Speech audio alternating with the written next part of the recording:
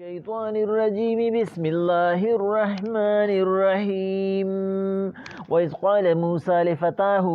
یاد کې چې وویل موسی علیه السلام ملګری خپلتا شاګرد خپلتا لا ابرحو زه به روان یم حتی ابلع تر دې چې ورسېږم مجمع البحرین سنگم زید ملاویدو د جوړېدو هغه دوو دریابونو ته او امزیه حقبا یا به ډېره موده تلاش کوم فلما بلغا پس هر کله چې ورسېده مجمع زید ملاویدو بینهما دواړه د هغه دریاب ته نسیه حوتهما هلته کې یې هیر کومه فاتخذ سبیله فی البحر سربا پس ونیسله هغه مئی په دریاب کې لار پشان د سورنګ فلما جاوزا پس هر کله چې دی ووړېد د خپل منزل نه د خپل مقام نه قال لفتاه ویل موسی علیه السلام خپل ملګري ته خپل شاګرد ته آتنا غدانا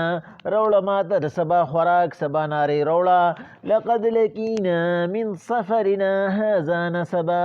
فتحقیق سره رسېدلی دی ماته زموږ د دې سفر نه ستړی قال ویل ورته هغه ارأیت ستا یاد نه دي اذ اوینا الی الصخرة چې هر کله موږ دمه کوله د هغه کاڼي سره فإني نسیت الحوت ما نه هیر شمه وما انسیناه الا الشیطان او دا هیره نه وه خو د شیطان کارو ان اذکره چې زه تا ته یاد کما واتخذ سبیله فی البحر عجبا پس ونیسله هغه مئی لاره په دریاب کې عجیبه قال ویل ورته موسی علیه السلام ذلک ما کنا نبغي دا خو هغه ځای و چې موږ یې تلاش کوو فارتد على آثارهما قصصا پس واپس شو دواړه په قدمونو خپلو باندې چې تلاشي کوو فوجد عبدا من عبادنا پس وی مونږ ته په هغه ځای کې یو بنده زموږ د بندګانو نه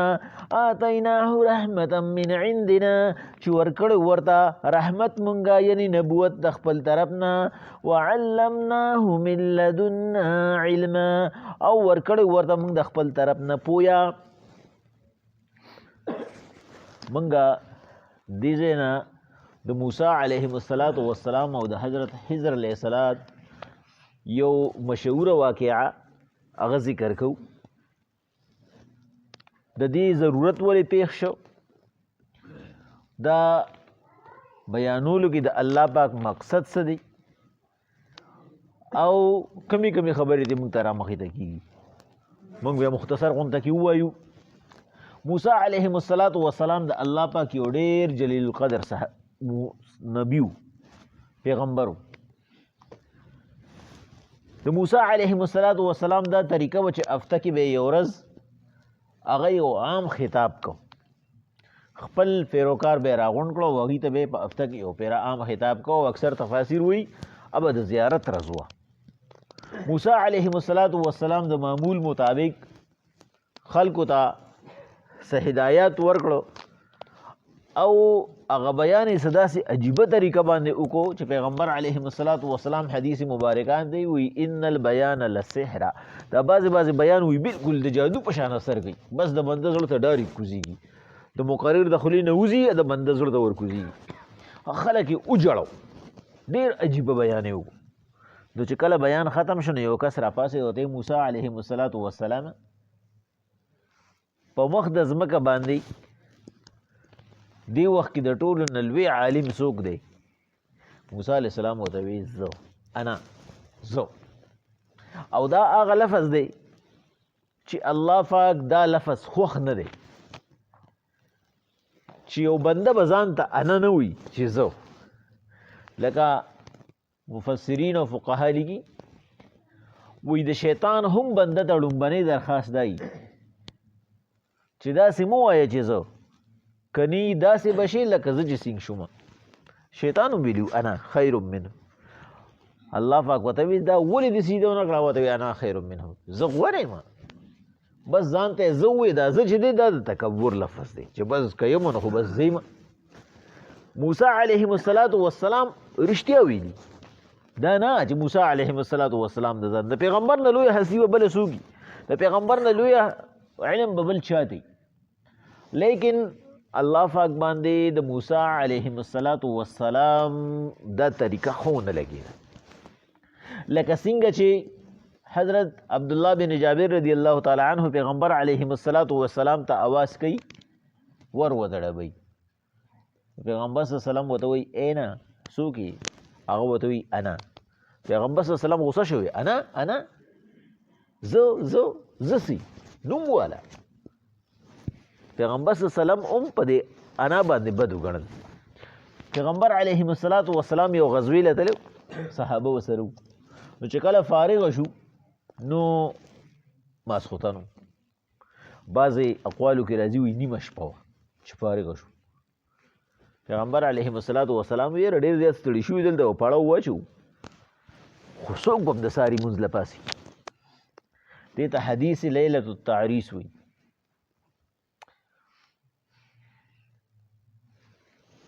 ابو هریره رضی الله تعالی عنه ورته وایي انا یعنی زه پیغمبر صلی الله علیه وسلم دا خدمت به زه کوم، زه به هم پاسم. ابو هریره رضی الله تعالی عنه وایي زه ټوله شپه ویښ وم او مشرق ته به مې کته چې څه وخت به د دې طرف نه رڼا راوچتېږي چې پیغمبر علیه السلام ته ووایم چې سبا شو. خو چې لږ ټایم پاتې شو زما سترګې وغړېدې، نو پیغمبر صلی الله علیه وسلم په آواز وغړېدې. پیغمبر صلی الله علیه وسلم وایي ابو هریره واده دې نه و کړی؟ انور ته وګوره، نور راختلی. دا قضا مونځ و چې په ړومبي ځل باندې پیغمبر صلی الله علیه وسلم قضا مونځ وکړو د سهار باندې. پیغمبر صلی الله علیه وسلم ورته ابو هریره تا ته پته ده ولې داسې وشو؟ تا وایي انا زه، او دا زه لفظ نه ما بار بار تاسو منې کړی، دا د الله پاک خوښ نه دی چې یو سړی دې ووایي زه. دا د لوی کار دی، به غریبي ښکاره کوي. موسی علیه السلام ته الله پاک وایي نه موسی علیه السلام ټول علم تا سره نه دی، په مخ د ځمکه ته عالم نه یې، ستا نه عالم شته. علیه السلام ورته وایي دا به څوک وي خدای پاکه؟ تجسس یې پیدا شو. الله پاک ورته وایي د ده نوم حضر دی، د ده خپل نوم بلیاو، او دا د موسی دا د ابراهیم علیه السلام هم عصر په هغه زمانه کې،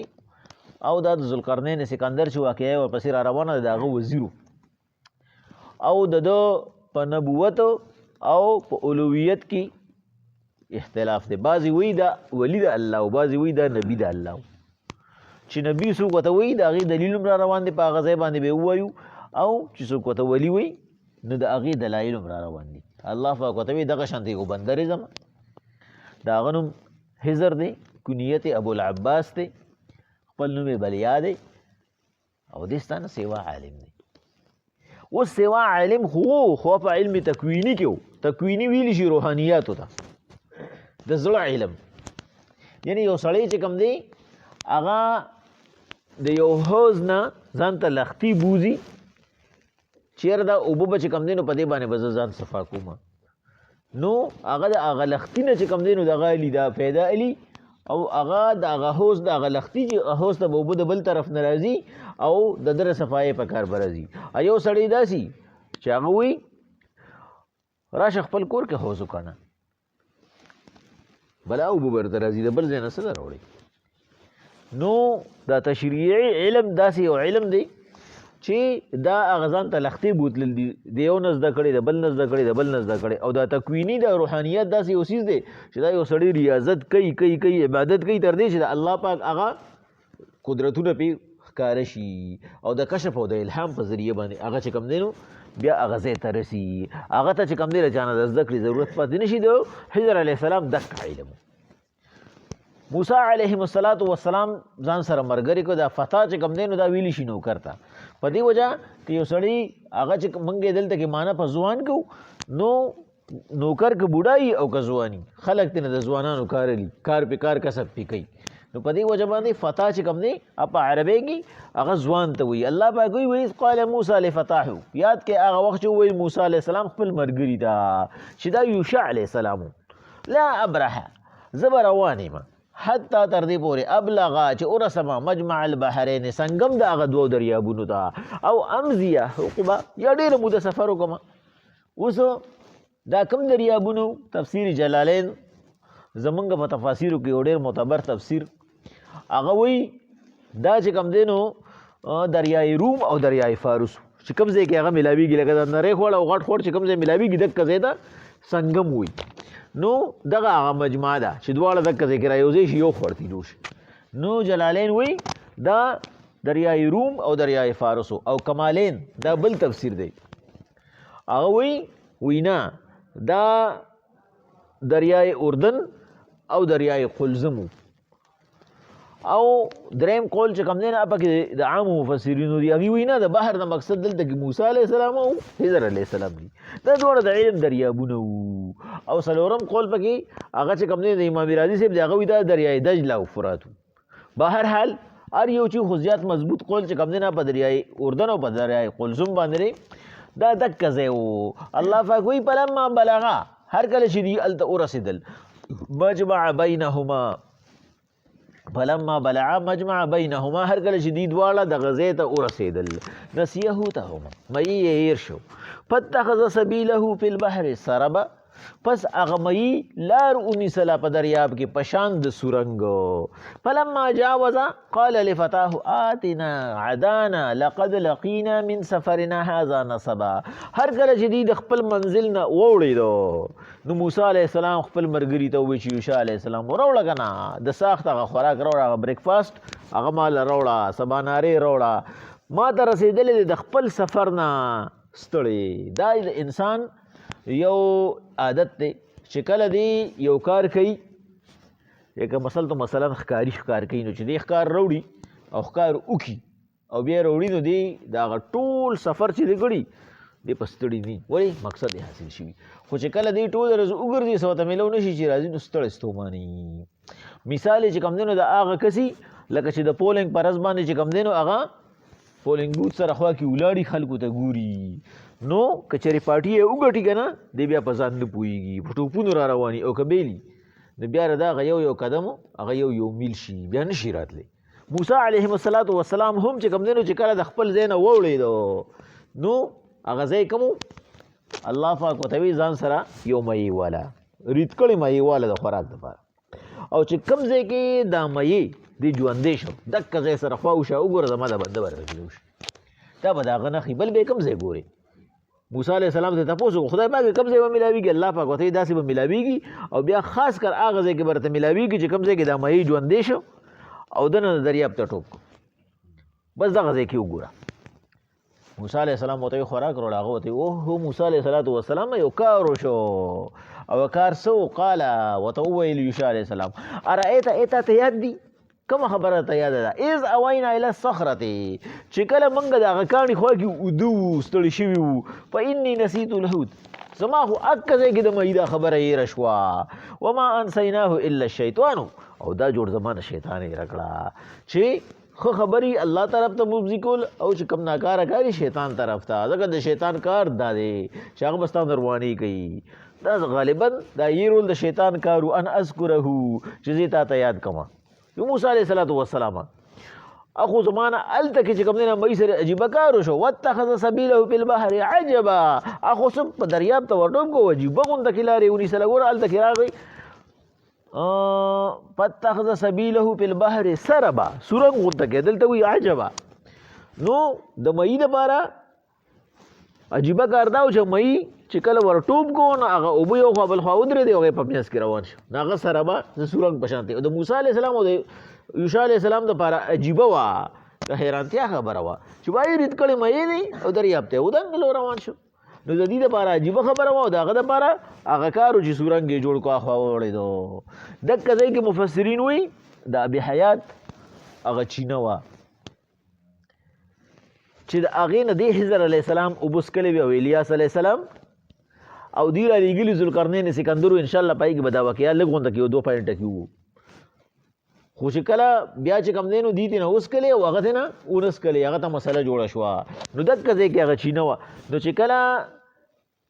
دغه مۍ باندې ساس کې وشو بس مۍ را ژوندی شو خو آب حیاتو د ژوندون چینه وه هغه ساس کې پروشه ژوندی شو چې را ژوندی شو نو بس هغه دریاب ته ټوپ او سیده پورې وته. موسی علیه السلام چې کله دا خبره واورېده قال ورته وویل ذلک ما کنا نبغي ای شاګرده دکه زمونږ منزلو منګه خو دغه ځای کته فرتد علی آثارهما قصصا، پس په هغه خپلو قدمونو باندې را واپس شي تلاشي کوو چې واپس هغه ځای ته رالو. الله پاک وایي فوجد عبدا من عبادنا، دغه ځای کې ومونده زمونږ یو بنده. الله خو ورته ویلي دغه ځای کې یو بنده ناست دی چې دوی واپس کله راله هغه ځای ته. بعضې مفسرین وایي 2 ورځې سفر یې وکړو، بعضې وایي 1 نیمه ورځې سفر یې وکړو، بعضې وایي هفته سفر یې وکړو، خو چې هر څومره یې وکړو خو منزل ته راورسېدو. نو چې ویې کتو نو یو سړی هغه شین کبل دی او هغه باندې شین څادر دی ملاس دی. موسی علیه السلام داسې ګر چاپېره کته، هغه ورته وایي دا ځای و. چې ویې کته خو هغه ملاست و. موسی علیه السلام لړو نو وایي د خپې نه یې وړه کړو،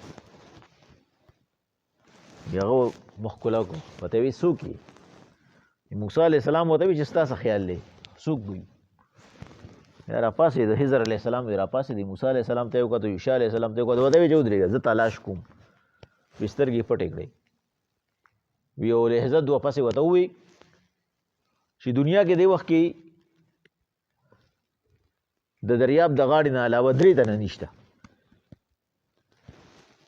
یو خضر نشته، یو موسی نشته، یو یوشع نشته. نو بس غالبا زه خو خضر یم ته موسی یې دا یوشع. یعنی الله پاک ول داسې علم ورکړو، ورته وی تلاش کوم. نو په یو لحظه کې ورته وی دنیا کې دی وخت کې د دې غاړې نه علاوه 3 کسان نشته، باقي ټول خلک پکې موجود دي. یو پکې خضر نشته، زه خضر یم. یو موسی نشته نو ته موسی یې، یو یوشع نشته نو دا بل یوشع دی. موسی علیه السلام ورته وی بالکل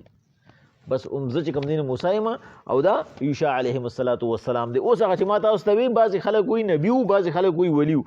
نو هغوی د دې ځای نه دلیل نیسي چې کوم خلک وایي چې هغه نبي و، کوم مفسرین وایي. الله وایي عبدا من عبادنا آتیناه رحمتا، نو د نبوت نه لوی رحمت بل نشته، نو هغوی وایي دا نبي دا د الله پاک د طرف نه پیغمبر و. اوسو په دې کې چې کوم دی نو د ده په دلایل خو بیا ووایو لغون ته کې خبره پکې پاتې را، بیا ډېرې لویږو. یو 2 خبرې به پکې وکړو چې آیا د خضر علیه السلام اوس ژوندی دی که وفات؟ نو د خضر علیه السلام د ژوندون او د وفات په باره کې مفسرین هغې کې اختلاف دی. ډېر زیات مشهور علما چې په هغې کې علامه ابن تیمیه هم شامل دی، ابوبکر جساس هم شامل دی، ابوبکر العربي هغه پکې هم شامل دی. هغوی وایي زمونږ د زمانې مفتی شفیع صاحب او ادریس صاحب پکې هم شامل دی. هغوی وایي دی حیات دی، دی اوس هم ژوندی دی، په خپل ژوندون باندې ژوندی دی. او بعضې مفسرین داسې دي چې هغوی وایي نه دی وفات شوی دی. څوک چې وایي چې دی وفات شوی دی نو هغوی وایي پیغمبر علیه السلام د خپل وفات نه 1 میاشت مخکې د بخاري شریف حدیث مبارکه دی دا خبره وفرمایله چې د نن نه یو پوره 100 کاله پس به په مخ د ځمکه باندې چې کوم دا خلک دی دا بني. نو پیغمبر علیه السلام مقصد دا دی چې اوس کوم حیات دي 100 کاله پس به دا ټول وفات شي، په دې کې به ژوندی څوک پاتې نه شي. نو په هغې کې خضر علیه السلام هم راغلی. بل کم خلک چې وایي چې دی وفات دی، هغوی وایي که خضر علیه السلام ژوندی وي نو په پیغمبر صلی الله علیه وسلم به ایمان راوړو او پیغمبر صلی الله علیه وسلم سره به یو ځای جهادونه هم کړي، په دې وجه باندې دی وفات دی. حضرت مجدد الفسانی وایي چې ما ورسره د کشف په حالت کې ملاقات کړی دی او ما ترې نه تپوس وکړو چې تاسو وفات یې که حیات یې؟ نو ما ته یې وویل چې نه زه وفات شوی خو ما له الله پاک روحاني طاقت را کړی دی، په دې وجه خلکو سره ملاوي. کوم خلک چې وایي دې له مرازو چې یاره د نبي او د ولی په الهام او د نبي او د ولی په خوب او د نبي او د ولی په کشف کې څه فرق دی، په یو پوینټ کې وایو. اوس هغه خلک چې هغوی وایي نه دی حیات دی، هغوی وایي که چېرې موږ دا خبره ومنو چې بای پیغمبر صلی الله علیه وسلم ویلي دي چې د نن له 100 کاله پس به هېڅوک هم په مخ د ځمکه باندې په دې خلکو کې نه، نو خو بیا په هغې کې پیریان هم رالي، په هغې کې فرشتې هم رالي، په هغې کې ملیکې هم رالي، او په هغې کې بذات خود هغه دجال هم راغی، او په هغې کې زکریا دغه خضر علیه السلام هم راغی. او پیغمبر علیه السلام ته الله پاک وایي پیغمبر علیه السلام ستا نه مخکې ما هېڅ چاله هم د همیشه زندګۍ نه ده ورکړې، ستا نه مخکې هم څوک داسې نه دي تېر شوي، په دې وجه به تا هم وفات کوم. نو خو بیا مقصد دا دی چې دغه ټول چې کوم دی نو دغه دی له خو وفات پکارو او که چېرې وفات نه وي دي نو بیا پکار دا دی چې په پیغمبر علیهم الصلاة وسلام باندې دوی ټولو ایمان راوړی وي دا ایمان بیا شرط شو دوه خبرې شوې که چېرې موږ دا وګڼو چې د پیغمبر علیهم الصلاة وسلام نه مخکې هم الله پاک چاله ژوندون نه دی ورکړی نو خو ټول مخلوق پکې شامل شو نو بیا خو پکار دا دی چې تر اوسه پورې دا ټول مخلوق چې کوم دی چې مخکني کوم چې پای کې جبرئیل اسرائیل اسرافیل دا ټول راله دا وفات وي دی له وفات پکارو بل زمونږ دا عقیده ده چې دجال ژوندی دی بیا خو دجال وفات پکارو هغه هم ژوندی دی نو دلته کې مفسرین د هغې رایې دوه شوې نو اسانه مسله ترې نه هغې دا وښکله چې نه دا هغه امور دي چې دا الله پاک ته معلوم دي موږ صرف په دې کې رای ورکولی شو موږ په دې باندې عقیده نه شو قایمولی چې موږ وایو نه د ده خبره صحیح ده دا حضر علیه السلام ژوندی دی او د ده خبره صحیح ده حضر علیه السلام وفات دی د وفات او د ژوندون خبره هغه د الله د علم موافق ده خو دلته کې الله پاک موږ ته څه ویل غواړي د الله پاک مقصد په دې کې سره د الله پاک مقصد په دې کې هغه انسان ته هدایت ورکول دي چې انسان به د همیشه دپاره عاجزي کوي دی به چې کوم دی نو خپل ځان لوی نه حسابوي ما په خپل مخلوق کې هر قسمه مخلوقات پیدا کړي دي ځکه چې کم چې کوم دی نو کم خلکو هغه اولیا دي د اولیاو او دا شان ورشا کشمیری رحمه الله هغه دی له یو ښکلې قاعده کلیه جوړه کړې ده چې موږ به د چا خبره منو ځکه چې څه چې کوم دی نو اولیا وایي حضر علیه الصلاة وسلام ژوندی دی او فقها وایي عالمان وایي هغه وفات دی لکه څنګه چې موږ د مجدد الفسانی خبره وکړه نو هغه وایي چې موږ به چې کله موږ ته داسې مسله راشي چې اولیا پکې یو رایې ساتي او فقها پکې دویمه ساتي نو موږ به بیا هغه امورو ته وګورو چې آیا دا روحاني امورو کې ده او که نه دا په تشریعي امورو کې ده یعنی ظاهري علم کې دي دا رایې ده او که نه په باطني علم کې ده نو د حضر علیه الصلاة وسلام ټول علم خو روحاني دی نو موږ به د اولیاو خبره منو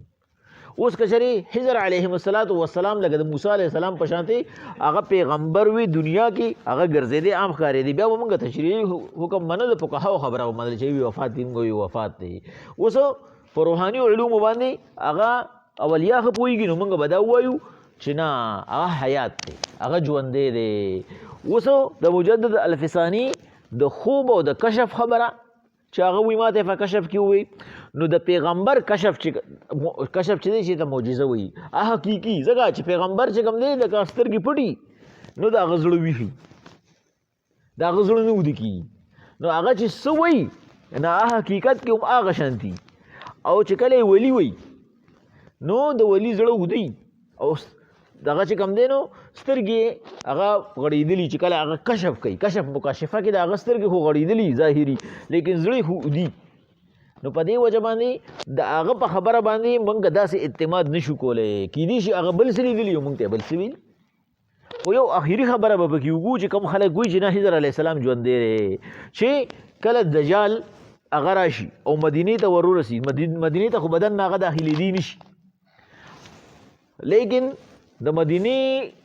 سرحد ته چې ورسي د مدینې نه بوله یو کس راوځي هغه به ورته ما ته پته ده چې ته دجال زه په دې خبره باندې بالکل شور یم چې ته دجال یې ته دروغجن یې ته جادوګر یې او زه تا نه منم هغه به خپلو پیروکارو ته ووایي ستاسو څه خیال دی که چېرې دا سړی دله په منځ دوه کمه او دې دله بیا را یو ځای کمه ژوندی کمه په ما به ایمان راوړی یو دې موږ خو په تا هسې ایمان راوړی ستا ټولې خبرې منو ته خو زموږ د عقیدې سړی هغه به ورته وایي ګوره وده توره به ودره خلاصېږي او په منځ دوه کې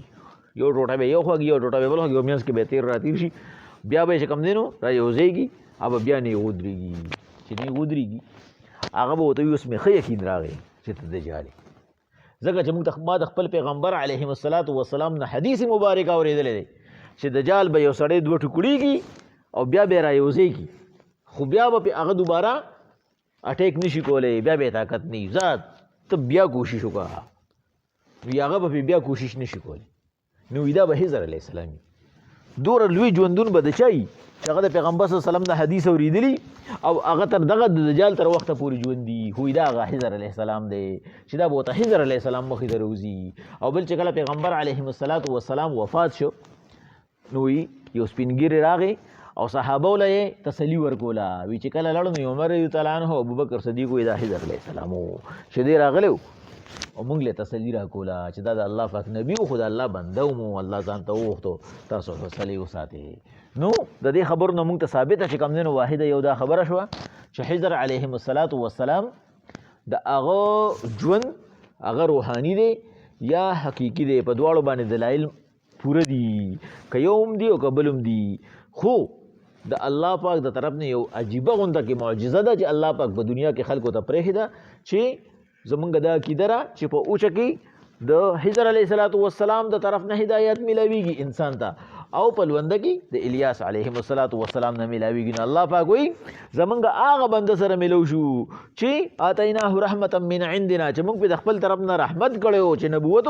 وعلمناه من لدنا علما او موږ ول د خپل طرف نه یو خصوصي پوهه ورکړې وه چې هغې پوهې ته هغه وخت کې د موسی علیهم السلام هم ضرورت و بسم الله الرحمن الرحيم وإذ قال موسى لفتاه لا أبرح حتى أبلغ مجمع البحرين یاد کړه چې موسی علیه السلام خپل ځوان مرګري ته وویل چې زه به روان یم تر دې چې ورسېږم سنګم د هغه دوه دریابونو ته او امضیه حقبا یا د هغې نه ډېر مخکې لاړ شم فلما بلغ مجمع بینهما پس هر کله چې دواړه دغه ځای ته ورسېد نسیهوتهما میت نه هیر شو فاتخذ سبیله فی البحر سربا پس هغه مهي دریاب ته ټوپ کړو چې د سورنګ په شانتې لارې جوړه کړه فلما جاوز هر کله چې دی د منزل نه مخکې لاړو قال لفتاه ویل موسی علیه السلام خپل شاګرد ته آتنا راوړه عدانا ماته خوراک لقد لقینا فی سفرنا هذا نصبا په تحقیق سره رسېدلی دی ما د خپل سفر نه چې دا دی تکلیف او ستړی قال اویل وتا مرګري ارایت استا خیالو اذ اوینا الى الصخره هر کله چې مونږ ایثار شو دغه کانی سره فإني نسیت الحوت زمانه خو هغه مې ير شي نیمانه خو د مې کیسې رشوا وما انسیناه الا الشیطان او دا خبره زمانه شیطان یې رکړه ان اذكره چې ته بیان کما واتخذ سبیله فی البحر عجبا هغه مې خو په دریاب کې عجیب غونډه لار جوړ کړه قال موسی علیہ السلام وتوی ذلک ما كنا نبغي دا خو زمونږ د تلاش غزې دی پرتد را واپس شو علی اثارهما په خپلو قدمونو قصصا چې تلاش یې کو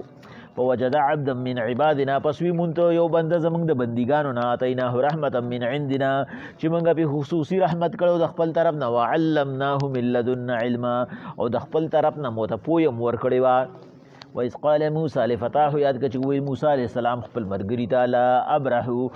همیشه به مزو حتی ابلغ تر دې چې ورسېږم